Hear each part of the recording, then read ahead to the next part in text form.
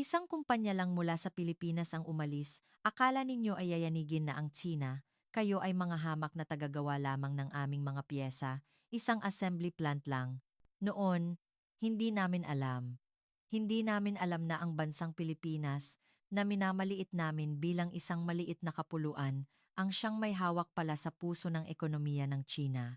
Nang araw na mag-impake at lisanin kami ng Agila Microsystems, ang mayabang na tore ng Tsina ay walang awang gumuho. Sa isang iglap, lamang 100,000 katao ang nawalan ng trabaho at ang dating makulay na gabi ng Shenzhen ay naging isang ghost town. Isang nakakagimbal na tanawin. Pakiusap, bumalik kayo. Kahit anong pagpukpok namin sa lupa sa pagsisisi, huli na ang lahat, nakaalis na ang bus. Ito ang masakit na aral mula sa Agila, ang kumpanyang nagpaluhod sa pangalawang pinakamalaking ekonomiya sa mundo, ang nagturo sa amin hanggang sa kaibuturan ng aming mga buto kung ano ang kahulugan ng tiwala, at kung gaano kalupit ang naging kabayaran ng aming kayabangan. Ang inyong mga komento ay magiging malaking tulong upang maabot ng video na ito ang mas maraming manonood sa buong mundo. Maraming salamat. Ako si Francisco Reyes. Dati, ako ang Deputy Director ng Economic and Technological Development Bureau, isa sa mga humuhubog sa ekonomiya ng Shenzhen. Ngunit ngayon, isa na lamang akong walang trabaho na pag-alagala sa mga abandonadong pabrika, dinaramdam hanggang sa kaibuturan ng aking mga buto, ang masaklap na bunga ng aking kayabangan. Kung maibabalik ko lang ang panahon, kahit ipagbili ko pa ang aking kaluluwa sa demonyo, babalikan ko ang sandaling iyon para suntukin at pigilan ang aking sarili. Ang mga hangal na araw na iyon, kung kailan tinawanan namin ang Pilipinas at ang Agila bilang isang simpleng assembly plant, at tinutukan pa sila ng patalim. Noong tagsibol ng 2023, ang Shenzhen ang puso at dangal ng pandaigdigang pagmamanupaktura. Mga nagtataas ang gusali na sumusundot sa kalangitan, mga ilaw ng pabrika na hindi namamatay, at mga lansangang umaapaw sa pera at tao.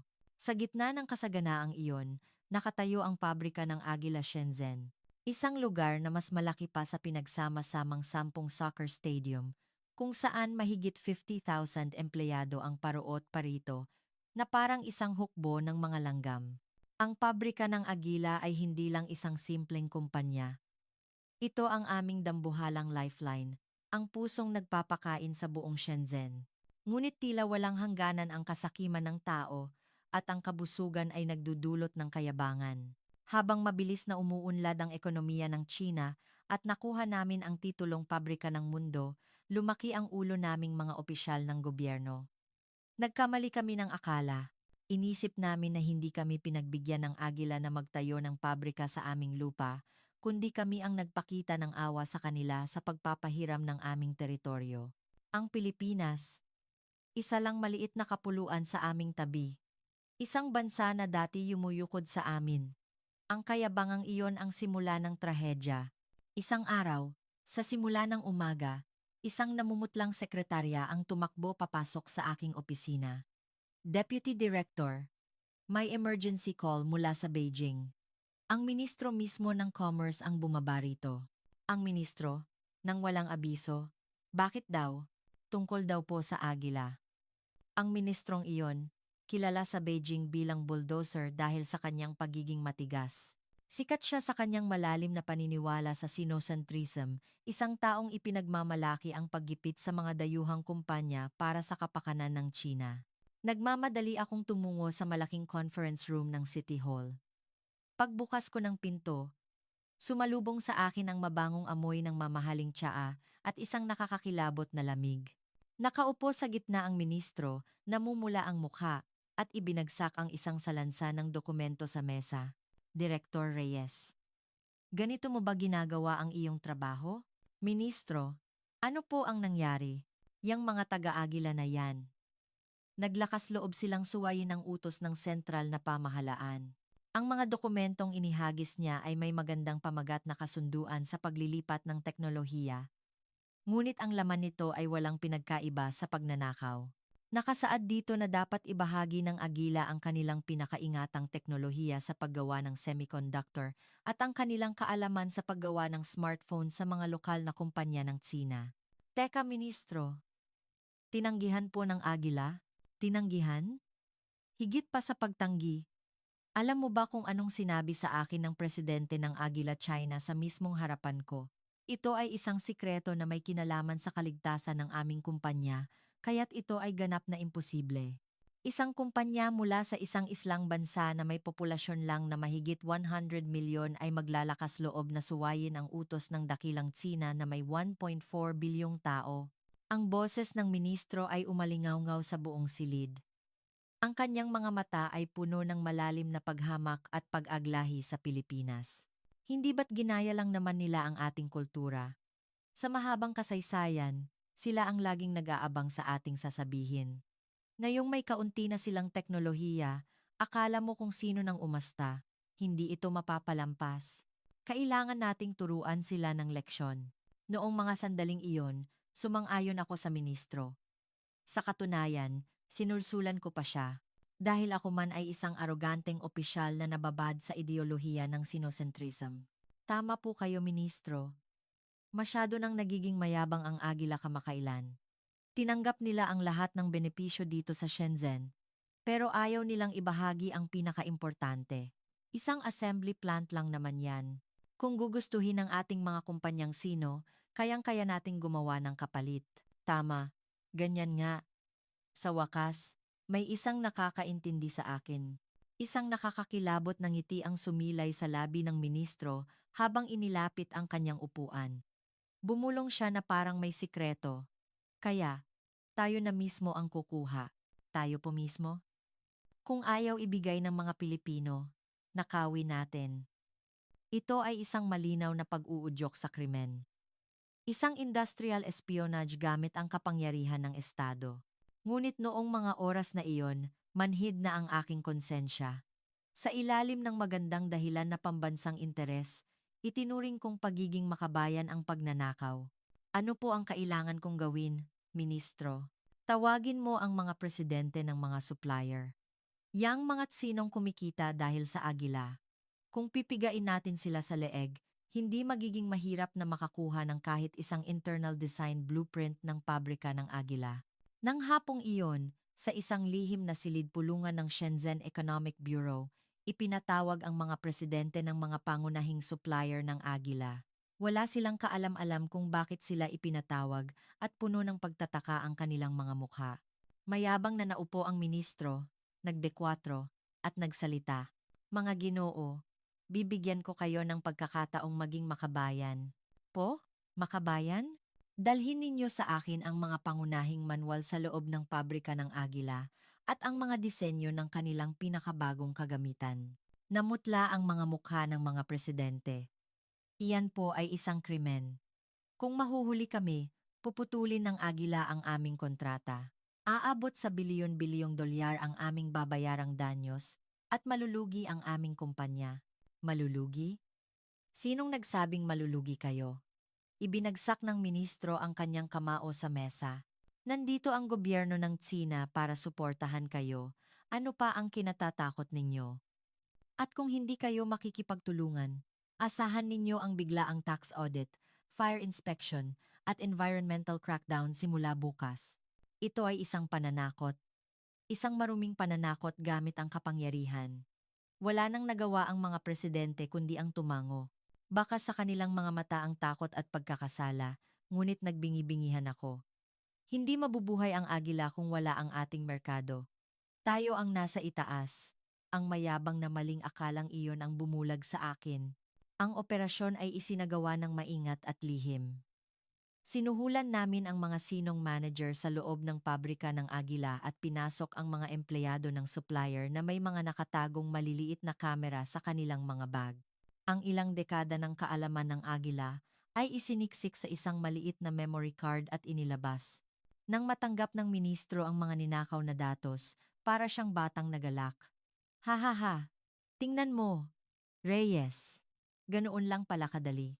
Ang pinakaingatan ng mga Pilipino. Ito lang pala, kaya na rin nating gumawa ng ganito. Hindi, mas mura pa, para mapabagsak natin ang Agila. Ngunit may isang bagay kaming nakaligtaan. Ang katotohanang ang kumpanyang Agila at ang bansang Pilipinas ay hindi mga hangal. Matagal na silang handa sa ganitong sitwasyon na may mahigpit na sistema ng seguridad. At higit sa lahat, mayroon silang parang hayop na pakiramdam na nakakabasa ng intensyon ng tao sa kanilang mga mata. Makalipas ang 1 linggo, tumunog ang telepono sa aking opisina. Si Miguel Santos, ang External Affairs Manager ng Agila Shenzhen. Isang taong magalang at mahinahon.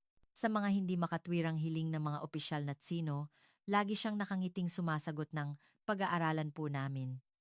Director Reyes, gusto niyo po bang magkape? Ang kanyang boses ay kalmado tulad ng dati, ngunit may bahid ng lamig. Nagkunwari akong walang alam, at sinalubong siya. Welcome, Ginoong Santos. Anong maipaglilingkod ko sa inyo? May hihilingin na naman ba kayo sa City Hall? Hindi man lang umupo si Ginoong Santos. Inilapag niya ang isang sobre sa aking mesa. Isang makapal na sobre. Tumawa ako habang binubuksan ito. Ano ito? Huwag mong sabihing suhol yan. Ngunit hindi pera ang laman ng sobre. Mga litrato. Mga larawan mula sa CCTV na nagpapakita sa empleyado ng supplier na sinuhulan namin na lihim na kumokonekta sa server room ng Agila. At ang eksena kung saan iniaabot niya ang memory card sa isang tauhan ng ministro. Perpektong ebidensya. Isang malamig na pawis ang tumulo sa aking likod. Ngunit nagmaang-maangan ako. Armado ng tipikal na kakapalan ng mukha ng isang opisyal na Tsino. Ano ito? Lihim ninyong kinukuhanan ng litrato ang aming mga mamamayan? Hindi ba't ito ay paglabag sa kanilang karapatan sa privacy? Direktor Reyes.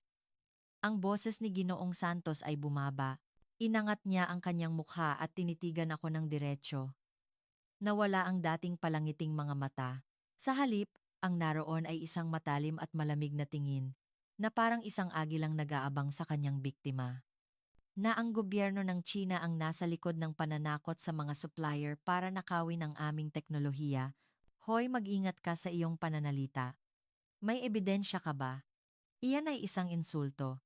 Ang lahat ng ebidensya ay naipadala na sa aming head office. At nai-report na rin sa gobyerno ng Pilipinas. Bumuntong hininga si Ginoong Santos at naupo. Direktor, itinuring ko kayong kaibigan. Kaya kahit may mga hindi makatwirang utos mula sa Beijing, sinubukan kong pagbigyan hanggat maaari para sa kapakanan ng Shenzhen. Pero, lumagpas na kayo sa guhit. Lumagpas sa guhit. Humihiling lang kami ng lehitimong pagbabahagi ng teknolohiya. Dahil nasa aming lupa ang inyong pabrika, natural lang na ibahagi ninyo sa amin ang teknolohiya. Nang magpalusot ako, napangisi siya. Pagbabahagi ng teknolohiya, hindi namin tinatawag na pagbabahagi ang pagnanakaw.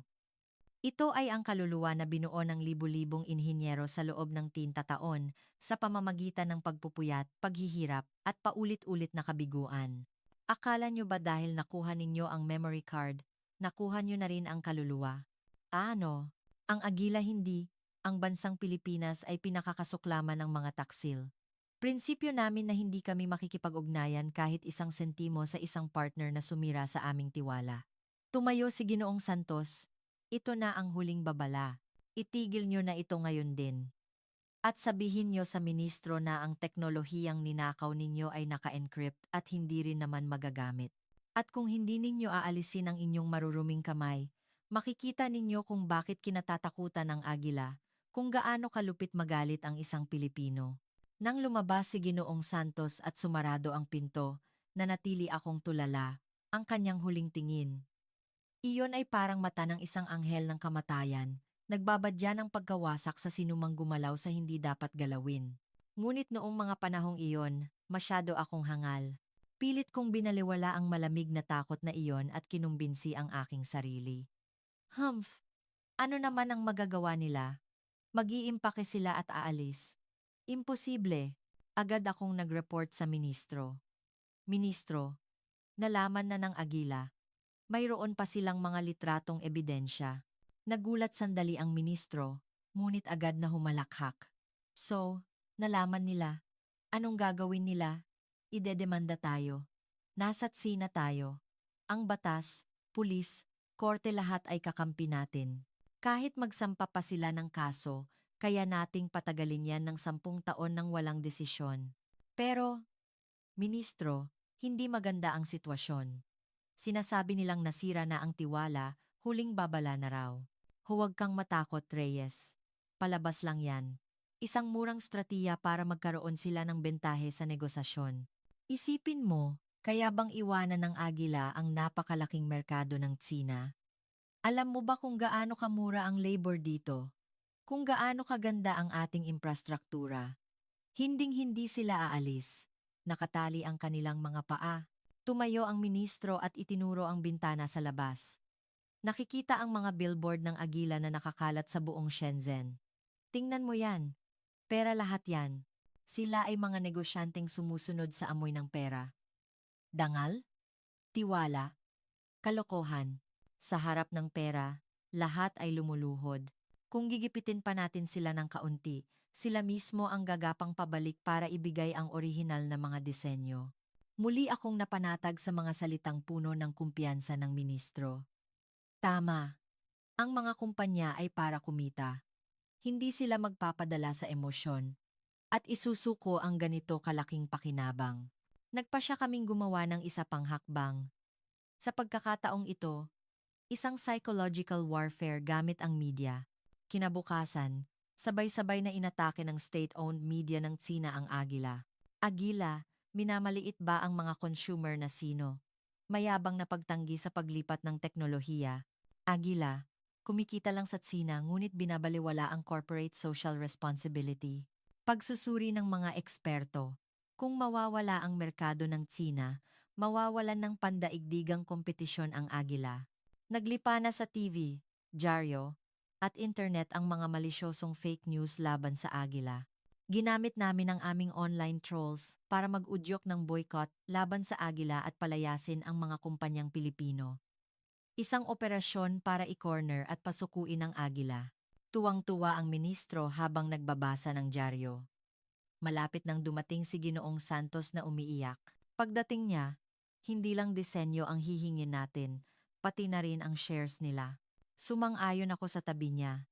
Talaga pong napakatalino ninyo, Ministro. Isang maliit na islang bansa tulad ng Pilipinas na susubukang makipagsabayan sa isang dambuhala para lang itong itlog na ibinabangga sa bato. Masyado kaming maagang nagbukas ng champagne. Ang aming ginalaw ay hindi lang isang simpleng negosyante. Ang aming ginalaw ay ang diwa ng mga Pilipinong bumangon mula sa abo ng digmaan. 70 taon na ang nakalilipas, gamit lamang ang kanilang mga kamay, ang kanilang bayanihan spirit, ang kanilang galing ng Pinoy, na kapag nasaktan ang dangal, handang tiisin ang bilyon-bilyong pagkalugi para lamang makabawi. Makalipas ang 1 linggo, may dumating na ulat na kakaiba raw ang kilos sa pabrika ng Agila. Isa sa mga presidente ng supplier ang nagmamadaling dumating sa akin, namumutla. Direktor, may kakaiba po.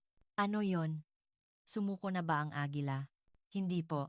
Nababawasan po ang aming mga order. Nababawasan ang order? Hindi po. Wala na pong overtime. At may chismis po na tinatanggal na nila ang mga makina sa loob ng pabrika. Tinatanggal ang makina, siguro papalitan lang ng bago.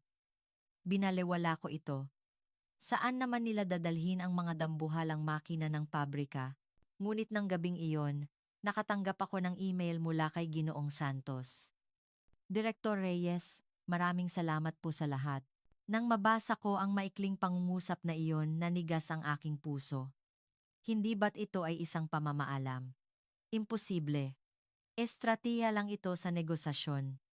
Isang huling pananakot. Sinubukan kong mag-reply, ngunit nanginginig ang aking mga daliri. Tumingin ako sa bintana, ang pabrika ng Agila sa labas ng Shenzhen, isang lugar na hindi namamatay ang ilaw, bati sa petasante, 365 na araw sa isang taon. Ang dambuhalang liwanag na iyon na nagbibigay ilaw sa kalangitan ng aming lungsod ay tila medyo madilim ngayon. Kinabahan ako. Ngunit ayaw kong aminin. Hindi. Imposible. Hinding-hindi sila aalis. Tayo ang merkado. Tayo ang nasa itaas. Kumapit ako sa hangal na paniniwalang iyon at natulog. Nang hindi nalalaman na kinabukasan, isang sakuna na yayanig sa buong Shenzhen, hindi, sa buong ekonomiya ng Tsina, ang paparating. Ang pinaka nakakatakot at puno ng pagsisising gabi sa aking buhay ay lumipas ng ganoon na lang. Direktor, ito po ang report kaninang umaga. May mali po sa datos. Kinaumagahan, pagdating ko sa opisina, isang empleyado mula sa customs ang naglagay ng salansa ng dokumento sa aking mesa. Ang kanyang mukha ay puno ng takot. Sinubukan kong iwaksi ang kaba mula kagabi at nagsalita ng malakas. Mali ang datos? Bumababa ng kaunti ang exports. Natural lang yan. Medyo ginipit natin sila gamit ang media. Hindi po, hindi po exports ang problema. Ang imports po ay zero. Zero? Anong zero? Ang mga raw materials po. Ang mga precision glass substrates para sa semiconductors. Mga pangunahing bahagi ng smartphone. Ang mga raw materials para sa pabrika ng Agila na dumarating tuwing umaga mula sa Manila at Batangas Port ay biglang huminto kaninang madaling araw. Wala pong kahit isang container na pumasok. Biglang nahulog ang hawak kong ballpen. Walang pumapasok na raw materials. Sa mundo ng manufacturing, nangangahulugan iyon ng paghinto ng tibok ng puso. Tulad ng isang taong mamamatay sa gutom kung hindi pa kakainin, hihinto ang pabrika kung walang materyales. Ngunit pilit kong itinanggi. Siguro may equipment check lang. O kaya inventory. Nagdedemo lang ang mga yan. Pinapakita nilang, dahil ginigipit nyo kami, hindi kami magtatrabaho. Pero, Direktor, masyadong marami po ang lumalabas. Lumalabas. Mga produktong ipinapadala. Hindi po. Hindi po produkto. Mga kagamitan po ang lumalabas. Ang mga litratong ipinakita ng empleyado ay nakakagimbal. 2:00 ng madaling araw, sa CCTV footage ng Shenzhen Container Terminal. Dose-dose ng dambuhalang special non-vibration trucks na may logo ng agila ang nakapila papasok sa daungan. Ang mga container na karga ng mga truck ay may label na for maintenance, ngunit ang laki at hugis nito ay malinaw na mga precision equipment para sa semiconductor. Maintenance? Siguro ipapadala sa head office nila sa Pilipinas para ayusin. Bulong ko sa nanginginig na boses. Ngunit ang puso ko ay parang baliw na tumutunog ng alarma. Walang pumapasok, puro palabas. Ito ay senyales ng pag-alis. At hindi ito isang simpleng pagtakas sa gabi. Ito ay isang maingat, lihim, at mabilis na operasyon militar. Agad akong tumakbo papunta sa opisina ng ministro. Pagbukas ko ng pinto, kampante siyang nagbabasa ng dyaryo habang umiinom ng tsaa. Nasa front page ng dyaryo ang isang headline, Agila, susuko na ba sa presyo ng Tsina? Ministro, may problema po. Bakit ka nag-iingay, Reyes? May dala ka bang sulat ng pagsuko mula sa Agila? Hindi po pagsuko. Pag-alis po. Huminto na po ang pagpasok ng materyales at inilalabas na nila ang mga kagamitan. Nakunan po lahat sa CCTV. Iniharap ko sa kanya ang report at mga litrato, ngunit tinawanan niya lang ako. Hamp. Reyes, hindi mo pa kilala ang mga Pilipino. Puro bluff lang yan. Bluff po? Inilalabas na po nila ang mga equipment. Nananakot lang yan. Hoy, aalis na talaga kami. Sigurado ba kayo rito? Ganyan ang ginagawa nila. Isipin mo, saan naman nila dadalhin ang ganoon kalaking pabrika? Vietnam, India. Laging brownout doon at sira-sira ang mga kalsada. Sa tingin mo ba, isang kumpanyang dekalidad tulad ng Agila ay pupunta sa ganoong lugar? Imposible. Kumbinsido ang ministro. Sa kanyang isip, nakatanim na parang semento ang ideolohiyang ang China ang pinakamagaling sa mundo. Infrastruktura, bihasang manggagawa, malaking domestic market. Ang tatlong ito ay nasa Tsina lang. Hanggat hindi tanga ang presidente ng Agila, lalabas sa calculator ang sagot. Pag-alis nila sa Tsina, malulugi sila. Kaya palabas lang yan. Pagkatapos ng ilang araw, babalik din yan sa operasyon. Tingnan mo lang, ang kanyang lohika ay tila makatwiran.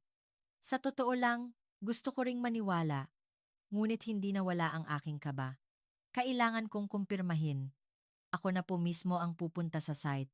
Habang minamaneho ko ang sasakyan papunta sa pabrika ng Agila, ang daan na dating puno ng mga bus ng empleyado at delivery trucks ay kakaibang maluwag. Ang mga kainan sa tabi ng daan, kahit tanghali na, ay nilalangaw. Ang harapan ng pabrika na dating maingay ay tahimik. Pagdating ko sa gate, hinarang ako ng mga security guard. Dati, sila pa ang magbubukas ng malaki ng gate at babati ng, "Welcome po, Director." Ngunit ngayon, iba na. Bawal po pumasok. Umalis na po kayo. Ako ito, si Director Reyes ng Economic Bureau. Kakausapin ko ang factory manager. Paumanhin po. Utos po ng management. Lahat ng tagalabas, lalo na ang mga opisyal ng gobyerno, ay bawal pumasok. Hoy, ako ang namamahala sa lugar na ito. Sino ang pinipigilan ninyo? Kahit anong sigaw ko, hindi natinag ang mga guwardiya. Noon, sa loob ng gate, nakita ko ang isang pamilyar na mukha, si Ginoong Miguel Santos. Nakasuot siya ng work clothes, may helmet, at may hawak na radyo, nagbibigay ng instruksyon. Ginoong Santos, Ginoong Santos, sigaw ko habang nakakapit sa rehas. Dahan-dahan siyang lumingon. Ang kanyang mukha ay nakakatakot sa sobrang kalmado. Hindi galit, hindi malungkot. Isang blankong ekspresyon ng isang taong ginagawa lang ang dapat gawin. Iyon ang mas lalong nakakatakot. Hindi siya lumapit sa akin. Mula sa malayo, bahagya siyang yumuko, tumalikod, at nawala sa loob ng pabrika. Tila sinasabing, wala na tayong dapat pag-usapan. Sa sandaling iyon, napagtanto ko. Hindi ito demo. Hindi ito isang laro sa negosasyon. Totoo ito. Aalis na talaga sila. Sa ibabaw ng pader ng pabrika, nakita ko ang paggalaw ng isang dambuhalang crane. Ang logo ng agila sa tuktok ng gusali ay tinatanggal at ibinababa sa lupa. Blag. Ang tunog ng pagbagsak ng dambuhalang signboard sa lupa ay tumama sa aking dibdib. Iyon ang tunog ng pagguho ng kasaganaan ng Shenzhen. Parang baliw akong bumalik sa City Hall at nagpatawag ng emergency meeting. Mayor, kailangan nating pigilan sila. Nag-iimpake na talaga ang agila. Tinanggal na nila ang kanilang signboard. Ngunit matamlay ang reaksyon ng mayor at ng iba pang mga direktor. Nakialam na pala ang ministro. Reyes, hindi ka ba nag-overreact? Sabi ng ministro, papalitan lang daw ang mga equipment. Oo nga, panahon na rin para palitan ng agila ang mga lumang makina. Luma na rin siguro ang signboard kaya papalitan. Hindi po. Nakita ko ang mga mata ni Ginoong Santos. Iyon ay mata ng isang taong paalis na. Kailangan nating pumunta doon ngayon din, kahit lumuhod pa tayo, para pigilan ang agila. Ano ka ba? Nakakahiya. Mga opisyal tayo ng Partido Komunista ng Tsina. Luluhod tayo para sa isang kumpanyang Pilipino. Hayaan mo sila. Mapapagod din yan. At babalik na nakayuko. Walang naniwala sa akin. Nabulag sila ng matamis na droga ng pag-aakalang imposible. At sa ganoon, lumipas ang golden time. Isang araw, dalawa, tatlo. Huminto ang usok mula sa mga tsimenya ng pabrika ng Agila. At sa gabi, wala ng ilaw. Isang kakaibang katahimikan ang bumalot sa buong lungsod, tulad ng katahimikan bago ang isang malakas na bagyo. At isang linggo ang nakalipas. Sa Lunes, Setyembre 15, alas 9 ng umaga, ang fax machine sa aking opisina ay nagsimulang umingay at maglabas ng papel. Sabay-sabay na tumunog ang lahat ng telepono. Direktor, nakita niyo na po ba ang balita? Naglabas ng opisyal na pahayag ang Agila Head Office. Nanginginig kong kinuha ang papel mula sa fax. Abiso tungkol sa restructuring ng China production line. Kaugnay ng Global Supply Chain Reorganization ng Agila. Magalang ang pamagat. Ngunit ang nilalaman ay katumbas ng isang hatol na kamatayan. Dahil sa mga pagtatangkang pagnakaw ng teknolohiya at paglala ng business environment sa Tsina, ang produksyon sa planta ng Shenzhen ay ganap na ititigil. Ang mga kasalukuyang order ay ililipat sa mga planta sa Vietnam at India. Ang separation pay at benepisyo para sa mga lokal na empleyado ay 3% na mas mataas kaysa sa itinatakda ng batas paggawa ng China at bayad na ng buo ngayong araw. Ang mga kontrata sa mga supplier ay winakasan na matapos bayaran ang kaukulang multa. Ang Agila, sa araw na ito, ay lilisanin na ang Shenzhen. Alis. Nahulog ang papel mula sa aking kamay. Nagblangko ang aking isip. Ginawa nga nila. Ang dambuhalang pabrika, ang mga kagamitang nagkakahalaga ng trilyon-trilyon, iniwan nila at umalis. At sa loob lang ng isang linggo, parang isang operasyon militar. Noon lang nagkagulo sa City Hall. Bumukas ang pinto ng opisina ng mayor at lumabas siyang gusot-gusot ang damit. Anong nangyayari? Aalis ang Agila. Nasaan ang ministro? Dalhin niyo siya rito. Hindi na makontak ang ministro. Nalaman na lang namin na pagkarinig niya ng balita, agad siyang tumakas pabalik sa Beijing.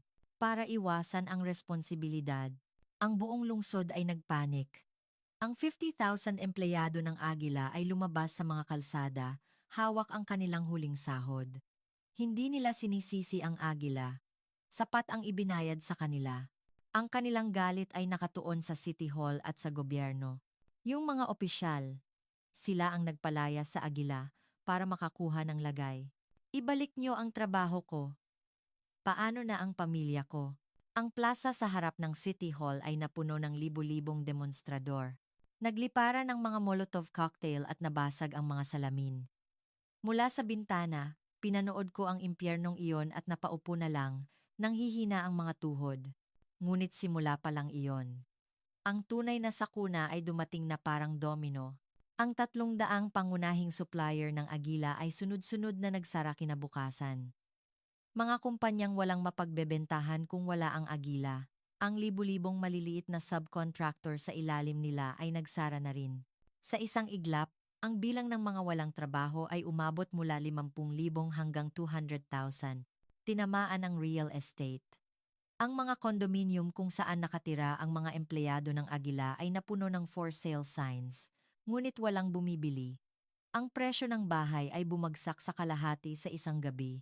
Nagsara ang mga kainan, at ang mga taxi driver ay paikot-ikot na lang sa mga kalsada, walang pasahero. Ang ipinagmamalaking electronics market ng Shenzhen ay nawalan ng laman. Dahil hindi na dumarating ang mga pinakabagong piyesa mula sa Agila, pati ang mga gumagawa ng peking produkto ay nagsara na rin. Huminto ang ekonomiya ng lungsod. Parang isang taong nagbara ang ugat. Unti-unting namamatay ang Shenzhen.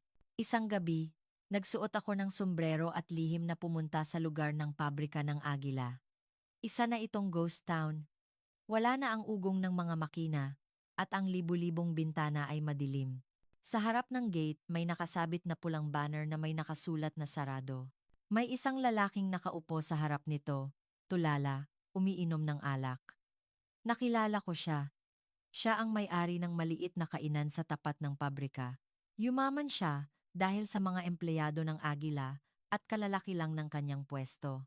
Manong, mahina kong sabi. Tumingin siya sa akin na may malabong mga mata.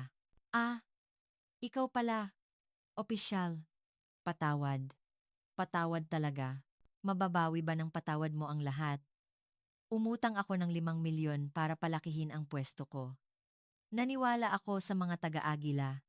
Anan ba dalabahada? Sino na ngayon ang kakain ng luto ko? Wala nang dumadaan kahit isang langgam. Inihagis niya ang bote ng alak sa lupa. Tumalsik ang mga basag na bubog sa aking paanan. Kayo ang may gawa nito, di ba? Sinubukan yung nakawin ang teknolohiya nila kaya umalis sila. Mga magnanakaw, mga walang utang na loob. Ang kanyang mga salita ay parang kutsilyong tumusok sa aking dibdib. Oo. Hindi namin naisip kung gaano kalaking pera ang ipinasok ng Agila sa loob ng 70 taon, kung ilang tao ang binigyan nila ng trabaho. Sa halip na magpasalamat, tinutukan pa namin sila ng patalim at kinalas ang tiyan ng gansang nangingitlog ng ginto. Pauwi, madilim ang mga kalsada. Maraming lugar na walang ilaw sa poste. Dahil bumaba ang koleksyon ng buwis, nagtipid ang City Hall sa kuryente. Sa kadiliman, napagtanto ko, ang lugar na minamaliit namin bilang isang assembly plant ay ang siyang parola na nagbibigay liwanag sa aming lungsod. Ngayong nawala ang parola, nawala kami sa kadiliman, isang barkong palubog. Sabi nila, Kahit gaano kaaga ang pagsisisi, laging huli na. Nagpadala ang Beijing ng isang investigation team. Sinubukan ng ministro na ibunton lahat ng sisi sa akin at sa mga opisyal ng Shenzhen. Ngunit wala na akong uurungan. Hindi ako pwedeng mamatay ng ganito. Kung anong itinanim ko, iyon din ang aanihin ko. Nagpasya ako. Ang dangal, ang mukha ipakain na sa aso. Ang mahalaga ngayon ay ang 200,000 mamamayan na nagugutom. Kahit lumuhod pa ako sa mga Pilipino, kahit halikan ko pa ang kanilang mga paa, kailangan kong maibalik ang agila. Hinanap ko ang contact number ng Embahada ng Pilipinas. At sa unang pagkakataon sa aking buhay, hinubad ko ang maskara ng isang mayabang na opisyal ng Partido Komunista ng China at bilang isang makasalanan, nagsimula akong sumulat ng liham. Kagalang-galang na Ginoong Miguel Santos, at sa lahat ng opisyal ng Agila sa Pilipinas, ako po si Francisco Reyes ng Shenzhen. Pakiusap, pakinggan niyo po ako kahit isang beses lang. Hindi po ako humihingi ng tawad. Nagmamakaawa po akong tulungan ninyo kami. Habang sinusulat ko ang liham, sunod-sunod na tumulo ang mainit na luha sa aking mga kamay. Iyon ay mga luha ng huling pagsisisi at mga dugong luha ng isang taong gustong iligtas ang kanyang naghihingalong bayan. Ngunit hindi ko alam kung gaano kalamig at katigas ang agila, ang Pilipinas. Hindi sila isang lahi na basta-basta madadala sa emosyon. Ang kailangan nila ay isang malinaw na dahilan, isang matibay na garantiya, at isang ganap na pagsuko. Mula dito, ang tunay na negosasyon hindi. Ang oras ng pagluhod ay magsisimula na. Sa harap ng Embahada ng Pilipinas sa Beijing, umuulan ng mahina, ang dating marangyang titulo bilang Economic Director ng Shenzhen ay wala ng halaga. Wala akong dalang payong, nagpapaulan, habang nakatayo sa harap ng bakal na tarangkahan ng embahada. Tinitingnan ako ng mga dumaraan, ngunit wala akong pakialam sa hiya. Nasa likod ko ang bigat ng 2,600,000 mamamayan ng Shenzhen na nagugutom. Papasukin niyo po ako. Pakiusap. Kausapin niyo lang po ako kahit isang beses. Paulit-ulit akong nagmakaawa sa mga guwardiya. Pagkatapos ng mga 3 oras, bumukas ang tarangkahan at lumabas ang isang batang opisyal. Kayo po ba si Director Reyes? Pasok po kayo. Hinihintay na po kayo ng konsul. Mainit sa loob ng embahada. Ngunit ang aking katawan ay nanginginig ng husto. Hindi dahil sa lamig, dahil sa takot sa matalim na galit ng mga Pilipino na haharapin ko. Pagbukas ng pinto ng receiving room, naroon ang economic consul ng Embahada ng Pilipinas at isang pamilyar na mukha. Ang taong malamig na tumalikod sa akin, 1 linggo lang ang nakalipas nang desperado ko siyang tawagin sa gate ng pabrika. Maupo ka, sabi ni Ginoong Santos. Ang kanyang boses ay tuyo. May mainit na kapeng barako sa mesa, ngunit hindi ko magawang hawakan. Ginoong Santos. Ginoong Santos. Hindi. Vice President Santos. Na-promote na pala siya. Direktor, itigil na natin ang drama. Hindi nyo naman kami ipinatawag dito para magkwentuhan, di ba? Diretsahan siya. Pinutol niya ang aking mga inihandang salita ng pagsisisi. Narinig ko na ang sitwasyon sa Shenzhen. Impyerno raw. Opo, totoo po. Kasalanan ko po lahat. Naging mayabang po ako. Nagugutom na po ang mga mamamayan. Pakiusap, paandarin niyo po ulit ang pabrika. Kahit ano pong hilingin ninyo, gagawin ko. Lumuhod ako sa sahig at yumuko. Para sa isang mataas na opisyal ng China, ang lumuhod sa harap ng isang dayuhang corporate executive ay isang hindi mailarawang kahihiyan. Ngunit matagal ko nang itinapon sa kanal ang aking dangal. Tinitigan ako ni VP Santos sandali, at pagkatapos ay bumuntong hininga ng malalim. Tumayo ka. Hindi gusto ng mga Pilipino ang may lumuluhod sa kanila. Mas gusto naming nakikita sa gawa. Inilapag niya ang isang pirasong papel sa mesa. 3 kondisyon para sa muling pagbubukas ng Agila China Operations. 3 linya lang. Ngunit ang nilalaman nito ay parang pagsakal sa leeg ng gobyerno ng China. Basahin mo. Nanginginig kong kinuha ang papel. Una, pagpapatupad ng isang espesyal na batas para sa proteksyon ng teknolohiya ng mga dayuhang kumpanya.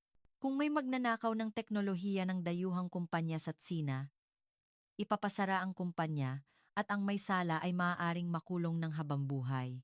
Ito ay isang utos na baguhin ang buong sistema ng hustisya ng China. Pangalawa, parusahan ang mga utak ng insidente. Sibakin sa pwesto at arestuhin ang lahat ng opisyal na nag-utos sa pagnanakaw ng teknolohiya, kasama na si Ministro Chen. Ito ay isang utos na isuko ang leeg ng isang mataas na opisyal ng Partido Komunista. At pangatlo, huminto sandali si VP Santos. Ang pangatlo ang pinakamahalaga. Itatayo ang isang Philippine Center for Quality, Ethics, and Management sa Shenzhen. At lahat ng empleyado at opisyal na Tsino ay obligadong dumaan sa isang Values Formation Education dito. Values Formation Education? Para ituro sa inyo na hindi kayo magiging world-class sa pagnanakaw lang ng teknolohiya. Para malaman ninyo kung anong klaseng pag-iisip ang ginamit ng mga Pilipino sa loob ng 70 taon para makabuo ng mga produkto. Ano ang tiwala? Ano ang dangal sa paggawa? Ang kaluluwang iyon ang kailangan ninyong matutunan. Ang mga empleyadong hindi makakatapos nito ay hindi namin tatanggapin. Ang mga opisyal na hindi dumaan dito ay hindi namin kakausapin. Natulala ako. Hindi ito isang hiling para sa pera o mas mababang buwis. Ipinapahayag nila na babaguhin nila ang sistema at pag-iisip ng Tsina. Ito ay mas kahiyahiya pa sa isang kasunduan na ipinapataw ng isang nanalo sa isang natalong bansa sa digmaan. Ngunit hindi ako makatanggi. Talo kami.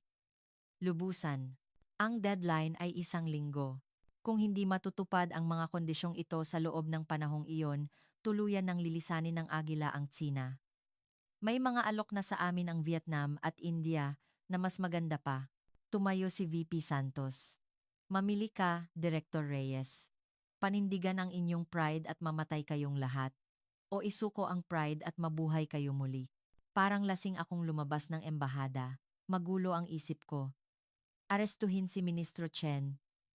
Isang mataas na opisyal ng partido. Kailangan kong itaya ang aking buhay para dito. Ngunit sa tren pabalik. Ang mga balita tungkol sa Shenzhen na nakita ko sa aking smartphone ay kalunos-lunos. Isang walang trabaho ang nag-suicide dahil sa hirap ng buhay. Mga basurang nagkalat at mga dagang nagpipiesta sa harap ng pabrika ng Agila. Wala nang oras para mag-alinlangan. Ginamit ko ang lahat ng koneksyon ko sa Beijing at nagsumite ng isang petisyon sa Central Commission for Discipline Inspection, ang internal affairs body ng Partido Komunista. Isinama ko ang lahat ng ebidensya ng korupsyon ni Ministro Chen, ang kanyang pagtanggap ng suhol, at ang kanyang pagtatangkang pagtakpan ng insidente sa Agila. At pinuntahan ko ang lihim na taguan ni Ministro Chen sa Beijing. Pagbukas ko ng pinto, naglalasing siya kasama ang mga babae. Samantalang nagugutom ang mga taga Shenzhen, ang salarin ay nagpapakasasa sa luho. Kumulo ang dugo ko. Sino ka? Sa tingin mo, saan ka pumasok? Sigaw ni Ministro Chen. Ako po, si Reyes. Ah, Reyes. Buti dumating ka. Tumahimik na ba ang probinsya mo? Kailan daw babalik ang mga taga-Agila na nakayuko? Hindi pa rin niya nauunawaan ang sitwasyon. O pilit niyang tinatakasan. Ministro, hindi na babalik ang Agila. Hanggat nandito ka. Ano? Sino ka para pagsabihan ako ng ganyan? Nang akmang ibabato niya ang bote ng alak, bumukas ang pinto at pumasok ang mga lalaking nakaitim na suit. Mga ahente mula sa Central Commission for Discipline Inspection. Kasama Chen, inaaresto ka namin sa kasong pag-abuso sa kapangyarihan at pagsabotahe sa pambansang ekonomiya. Bitiwan niyo ako. Alam niyo ba kung sino ako? Ikaw ang nagsumbong, Reyes. Kinaladkad si Ministro Chen na parang aso. Ang kanyang mga sigaw ay umalingaw sa pasilyo. Habang pinapanood ko siya, napaluhod ako. Umiyak ako. Hindi dahil sa tuwa. Dahil sa huling pagsisisi na sana, noon ko pa ito ginawa. Sana, noon ko pa pinanindigan ang aking konsensya. Ang balita ng pag-aresto kay Ministro Chen ay yumanig sa buong Tsina. Naintindihan na ng gobyerno kung gaano kalala ang sitwasyon. Dahil sa pag-alis ng Agila, ang buong manufacturing industry ng Tsina ay nanganganib. Nang magsimulang mag-alisan din ang iba pang dayuhang mamumuhunan, nagdesisyon ang Beijing. Makalipas ang 1 linggo, Isang emergency bill ang ipinasa sa National People's Congress ng Tsina, ang Special Law for the Protection and Enforcement of Foreign Invested Enterprise Technology. Tinawag ito ng mga tao na Agilalaw. Si Ministro Chen at ang kanyang mga kasabwat ay isinailalim sa isang pampublikong paglilitis, kinumpiska ang lahat ng kanilang yaman at hinatulan ng habang buhay na pagkakakulong. Isa na lang ang natitira. Ang pangatlong kondisyon ng Agila, ang Filipino-style values formation. Dito, maraming tumutol sa Tsina. Kailangan pa ba nating dumaan sa values formation ng mga Pilipino? Mayroon tayong dangal bilang mga Tsino, ngunit lumabas ako sa TV at nagmakaawa. Mga kababayan, ang dangal ba ay nakakain? Bakit nawala sa atin ang agila?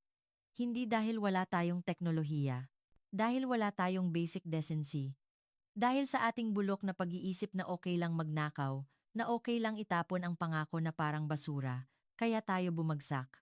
Kailangan nating matuto kung paano ang Pilipinas, isang bansang walang likas na yaman, ay naging isa sa mga respetadong bansa sa mundo. Ang kanilang sipag, tiyaga, at katapatan iyon ang dapat nating matutunan para mabuhay. Ang aking madugong pakiusap ay nagpabago sa opinyon ng publiko. Ang mga manggagawa ay sumigaw. Sa wakas, dumating ang araw ng pangako. Sa harap ng gate ng pabrika ng Agila sa Shenzhen, libu-libong mamamayan ang nagtipon. May dala silang mga banner na nagsasabing, "Salamat sa pagbabalik, patawad po Agila." Mula sa malayo, dumating ang isang convoy ng mga itim na sasakyan. Bumukas ang pinto at lumabas si VP Santos hindi. Ngayon ay Senior Vice President na siya. Sa likod niya ay 12-dosenang mga veteranong inhinyero mula sa Pilipinas. Nakasuot sila ng puting work clothes, ngunit para silang mga doktor na dumating upang sagipin ang isang pasyenteng naghihingalo. Tumakbo ako at hinawakan ang kamay ni SVP Santos. SVP, tinupad ninyo ang inyong pangako. Dahil tinupad mo rin ang sa iyo, Direktor. Bahagyang ngumiti si SVP Santos. Namiss kita, Shenzhen. Nang maglakad siya papunta sa pabrika, ang nakasaradong gate ay dahan-dahang bumukas. Ang pusong huminto sa loob ng isang buwan ay muling tumibok. Oo. Umalingaw-ngaw ang sigawan ng mga tao. Nagpaputok ng mga paputok. At nag-iyakan ang mga tao habang nagyayakapan. Ngunit hindi agad pinaandar ng Agila ang pabrika. Tulad ng napagkasunduan, sinimulan nila sa edukasyon. Sa malaking auditorium ng pabrika, 5,000 Chinong empleyado ang nagtipon. Sinasabing siya ang isa sa mga alamat na bumuo sa Agila. Mga kasama, ang kanyang boses ay isinalin ng isang interpreter. Hindi kami naparito ngayon para paandarin ang mga makina. Naparito kami para paandarin ang inyong mga puso. Mula sa kanyang bulsa, kumuha siya ng isang depektibong microchip. Kapag may isang depektibong ganito, anong gagawin ninyo? Lihim na isasama sa mga binebenta o itatapon. Nagbulungan ang mga empleyado. Sa Agila, hindi ito basura. Ito ay kahihiyan. Isang kahihiyan sa aking pangalan, sa karangalan ng aking bayan. Ang magkaroon ng depekto sa isang bagay na ginawa ko ay parang pagdura sa sarili kong mukha. Ganyan magtrabaho ang Pilipino. Kaya kami nirespeto ng mundo. Kanyan magtrabaho ang Pilipino kaning. Kaya kami nirespeto ng mundo. Kaya nyo rin bang gawin yan? Tumahimik ang buong auditorium. Para sa mga sinong empleyado na sanay sa pwede na yan, basta mabilis, basta hindi mahuli, ito ay isang nakakagimbal na tanong. Noon, isang batang empleyado sa harap ang nagtaas ng kamay at tumayo. Matututo po kami. Gusto ko rin pong magtrabaho ng may dangal, tulad ninyo, para maging isang amang hindi kahiya-hiya sa aking pamilya. Doon nagsimula ang palakpakan. Hindi ito isang pilit na palakpak. Ito ay isang palakpak ng respeto na mula sa puso. Para sa kanila, ang Agila ay hindi na lang isang kumpanyang nagpapasweldo. Ito ay naging isang guro sa buhay, nagtuturo kung paano mamuhay, kung ano ang kahulugan ng isang propesyon. Ang edukasyon ay mahigpit. Ang paglilinis pa lang ng clean room na walang kahit isang alikabok ay inulit-ulit. Ang pagsuot ng proper gear na kailangan maligo ng 3 beses ay inabot ng 1 linggo para matutunan. Hoy, hindi nakasara ng maayos ang zipper mo. Ulit. Mali ang anggulo ng paghigpit mo sa tornilyo. Ulitin mo. Ang mga sigaw ng mga Pilipinong inhinyero ay umalingaw-ngaw sa pabrika, ngunit walang nagreklamo. Sa halip, sumasagot sila ng, "Opo, sir. Pasensya na po." At muling hinahawakan ang kanilang mga gamit. Isang buwan ang lumipas. Ang Shenzhen ay ganap na nagbago. Bumalik ang sigla sa mga kalsada, at muling nagbukas ang mga kainan. Ngunit ang pinakamalaking pagbabago ay nasa mga mata ng mga tao. Nawala ang dating kayabangan at kasakiman. Napalitan ito ng isang seryoso, mapagkumbaba, at determinadong tingin. Isang hapon, kasama ko si SVP Santos na umakyat sa isang burol kung saan tanaw ang pabrika. Ang kumikinang na mga ilaw ng pabrika sa gabi ay parang mga hiyas. Ang ganda, no? Sabi ni Santos. Opo. Salamat po sa inyo. Hindi. Kami lang ang nagsindi ulit ng posporo. Kayo ang bahalang magpaningas niyan. Inabutan niya ako ng isang lata ng kape. Isang kapeng barako mula sa Pilipinas. Mainit. Direktor, sa totoo lang, nag-alinlangan din kami. Kung tama bang bumalik pa? Ang alaala ng pagkakanulo ay hindi madaling mabura. Kung ganoon po, bakit? Bakit po kayo bumalik? Tumingin si Santos sa kalangitan. Sabi ng aming chairman, kahit masakit, bigyan natin ng isa pang pagkakataon. At kung kaya mong gawing kakampi ang iyong kaaway, iyon daw ang tunay na tagumpay. Gawing kakampi ang kaaway. Tumagos sa puso ko ang mga salitang iyon. Tinutukan namin sila ng patalim, ngunit inabot nila ang kanilang kamay. Sinubukan naming magnakaw, ngunit tinuruan nila kami. Ito ang tunay na kadakilaan. Ang lakas ng isang lahing may libu-libong taon ng kasaysayan. Salamat po. Maraming, maraming salamat. Ang Pilipinas ay tunay na isang dakilang bansa. Tumulo ang luha sa aking mga mata. Sa pagkakataong ito, hindi luha ng kalungkutan. Luha ng pasasalamat ng isang disipulong nakatagpo ng tunay na guro at ng kagalakan ng isang taong nakakita ng bagong pag-asa. Mula noon, ang pabrika ng Agila sa Shenzhen ay naging kilala bilang pabrika na may pinakamababang defect rate at pinakamataas na productivity sa buong mundo. At ang libu-libong Chinong nag-aral doon ay ikinalat ang kanilang natutunan sa iba't ibang industriya sa buong China, dala ang dangal ng pagiging isang Agila Academy graduate. Ang kanilang ikinalat ay hindi lang teknolohiya. Ito ay ang tiwala, katapatan, at responsibilidad ang dakilang diwa na itinanim ng mga Pilipino. Hindi umalis ang agila. Sa halip, mas malalim itong nag-ugat sa aming mga puso.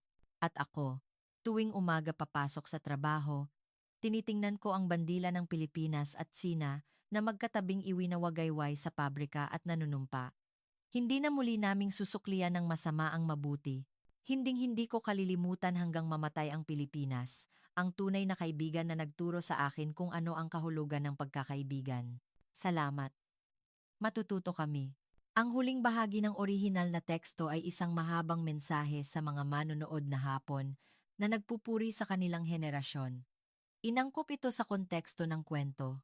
Isang maaliwalas na umaga noong Mayo 2024 sa plaza sa harap ng dating Agila Factory 2 sa Shenzhen, China. 5,000 Chinong nagsipagtapos ng pagsasanay ang sabay-sabay na yumuko ng 90 degrees. Sa harap nila ay 10 Pilipino lamang ang nakatayo, mga veteranong inhinyero ng Agila, nakasuot ng puting uniforme, nakahalukip-kip na may mahigpit ngunit mapagmahal na tingin. Habang pinapanood ko ang eksenang iyon mula sa malayo, nanginig ang buong katawan ko.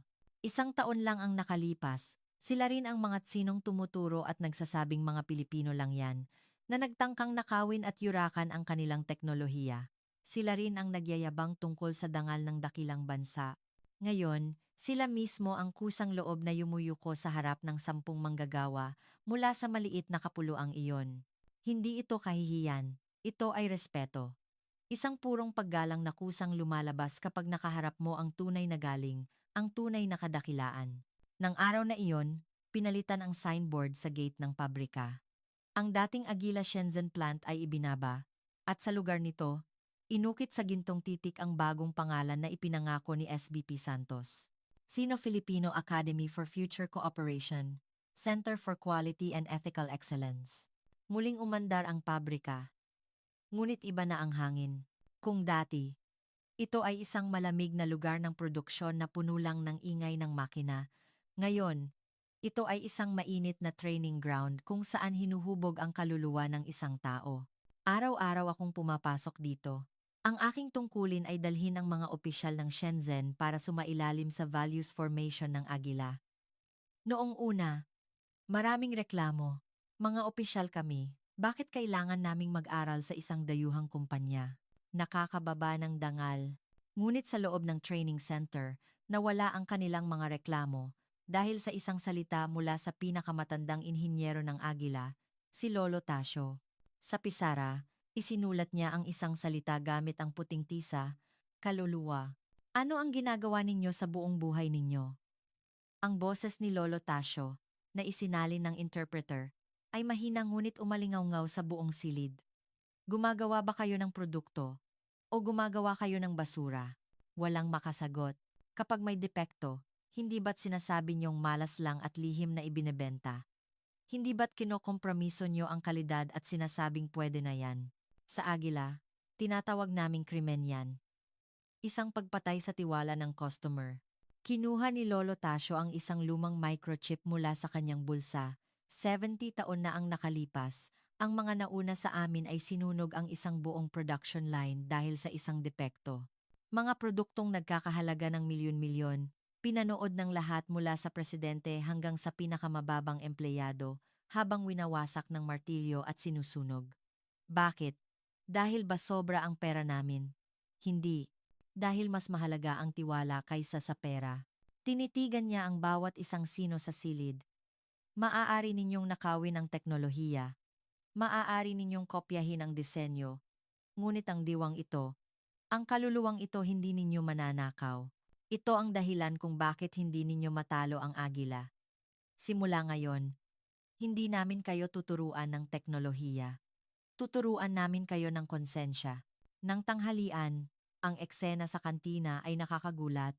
Ang mga tsinong empleyado na dating nagiiwan ng tirang pagkain, basta na lang inihahagis ang kanilang mga tray at maingay na nag-uusap habang naninigarilyo nagbago sila. Walang nag-utos, ngunit pumila sila ng maayos, inubos ang kanilang pagkain hanggang sa huling butil, pinunasan ang kanilang mesa, at saka tumayo. Ang pundasyon nila ay nagsimulang magbago. Ang edukasyon ay mahigpit. Natuto silang pahalagahan ang bawat detalye, at sa bawat pagkakamali, walang nagrereklamo. Sa halip, natututo sila. Isang taon ang lumipas na parang isang kisap mata. Muling nabuhay ang Shenzhen. Nang umandar ang pabrika ng Agila, nabuhay ang mga supplier, napuno ng customer ang mga kainan, at bumalik sa dati ang presyo ng real estate. Ngunit ang pinakakahangahangang pagbabago ay ang pagbabago sa kalidad. Ang sipag at tiyaga ng Pilipino, ang galing ng Pinoy, ay naging isang sakit na nakakahawa na kumalat sa buong lungsod. Sa araw ng graduation, mahigit 10,000 katao ang nagtipon sa auditorium. Nang tawagin ang pangalan ng isang graduate, umakyat siya sa entablado na may isang makinang na Agila Quality Certified Badge sa kanyang dibdib. Inabot sa kanya ni Lolo Tasio ang kanyang sertipiko at niyakap siya ng mahigpit. Magaling, anak. Graduate ka na. Hindi na kita disipulo. Kasamahan na kita. Sa isang salitang iyon, humagulgol ang lalaki na parang isang bata, at ang 5,000 kasamahan niya ay umiyak din. Hindi ito isang simpleng graduation. Ito ay isang seremonya ng paghihiwalay sa kanilang nakaraan bilang mga manggagaya at pagtanggap sa kanilang bagong pagkatao bilang mga tunay na manggagawa. Lumapit ako kay SVP Santos. SVP, salamat po. Maraming salamat. Hindi. Salamat sa kanila dahil hindi sila sumuko. SVP, sa totoo lang natakot ako. Akala ko, gaganti ang Agila. Akala ko, hahamakin at yuyurakan ninyo kami. Pero sa halip, ginawa niyo kaming tao. Ngumiti si Santos. Direktor, alam mo ba kung ano ang pinakamagandang ganti? Ang gawin mong hindi mabubuhay ang iyong kaaway kung wala ka. at gawin mo siyang rumespeto sa'yo. Ngayon, ang dambuhalang kontinente ng Tsina ay naging tagahanga ng agila, disipulo ng agila. May mas masakit pa bang ganti kaysa riyan? Para akong binuhusan ng malamig na tubig. Tama. Ito ang tunay na kadakilaan. Hindi dahil malaki ang iyong teritoryo o marami ang iyong populasyon. Ang kakayahang patawarin ang iyong kaaway at gawin mo pa siyang kakampi, iyon ang tunay na lakas. Ang Pilipinas ay isang tunay na cultural superpower, isang spiritual superpower. Pagkatapos ng seremonya, binisita ko si ex-ministro Chen sa kulungan. Sa loob ng 1 taon, tumanda siya ng husto. Nawala ang kanyang kayabangan. Isang kaawa-awang matanda na lang ang nandoon. Kamusta sa labas? Pinagtatawanan ba tayo ng mga Pilipino? Tanong niya. Hindi po, ministro. Hindi po nila tayo pinagtawanan. Sa halip, tinuruan po nila tayo. Tinuruan. Tayo. Ng mga taga-maliit na islang yon. Opo. Itinanim nila sa atin ang isang bagay na mas nakakatakot kaysa sa teknolohiyang sinubukan nating nakawin ang kaluluwa. Ministro, talo po tayo. Lubusang talo. Hindi sa dahas, kundi sa kabutihan. Ipinakita ko sa kanya ang isang dyaryo. Shenzhen, idineklara ang Agila Day. Agila, pinili bilang pinakarespetadong kumpanya sa Tsina. Nanginginig niyang binasa ang dyaryo. At tumulo ang mga luha ng pagsisisi mula sa kanyang mga mata. Ako ang nagkamali. Akala ko, kapag ninakaw ko, magiging akin na. Pero habang nagnanakaw tayo, lalo lang tayong nagiging pulubi. Pauwi mula sa kulungan, napakaliwanag ng langit. Sa mga kalsada ng Shenzhen, ang mga taong may Agila badge ay naglalakad ng may dangal. Ang badge na iyon ay hindi na lang isang logo ng kumpanya. Isa na itong medalya na nagsasabing, "Ako ay isang taong mapagkakatiwalaan. Ako ay isang tapat na manggagawa." Ilang taon ang lumipas. Ang Shenzhen ngayon ay tinatawag na Silicon Valley ng Tsina, ang quality capital ng Asia, at sa sentro nito, naroon pa rin ang Agila. Ngunit hindi na ito isang dayuhang kumpanya. Ito ay nakatanim na sa puso ng mga taga Shenzhen bilang aming guro, aming tagapagligtas. Retirado na ako. Ngunit paminsan-minsan, naglalakad pa rin ako sa harap ng pabrika. Sa pader, magkatabing iwinawagayway ang bandila ng Pilipinas at Tsina, at sa ilalim nito, nakaukit ang mga salitang, ang teknolohiya ay walang hangganan, ngunit ang inhinyero ay may bayan. Ngunit ang tiwala, walang hangganan, walang bayan. Nakita ko ang isang grupo ng mga bata mula sa kindergarten na bumibisita sa pabrika. Nagtanong ang isang bata, "Teacher, ano pong ginagawa dyan?" Nakangiting sumagot ang guro. "Diyan, anak. Nagtatrabaho ang mga mababait na doktor na gumamot sa ating bansa noong may sakit ito." Wow! Paglaki ko, gusto kong maging agilaman. Ang mga tawa ng mga bata ay lumampas sa pader ng pabrika at umabot sa kalangitan. Habang pinapanood ko sila, kinuha ko ang isang lumang business card mula sa aking bulsa. SVP Miguel Santos, Agila Microsystems. Ang tunay na kaibigan na hindi ako iniwan sa pinakamadilim na sandali. Ang dakilang guro na nagpaluhod sa aking kayabangan at ginawa akong isang tunay na tao. Yumuko ako ng malalim, nakaharap sa pabrika at sa malayong silangan sa Pilipinas. Salamat po. Maraming salamat. Higit pa sa teknolohiya, ipinakita ninyo sa amin ang isang himala, umihip ang hangin. At sa hangin, tila naamoy ko ang aroma ng mainit na kapeng barako at ang amoy ng pawis ng mga Pilipinong nabuhay sa isang magulong panahon. Iyon ang pinakamabangong amoy ng tagumpay sa mundo. Pilipinas, kayo ang tunay na kampiyon.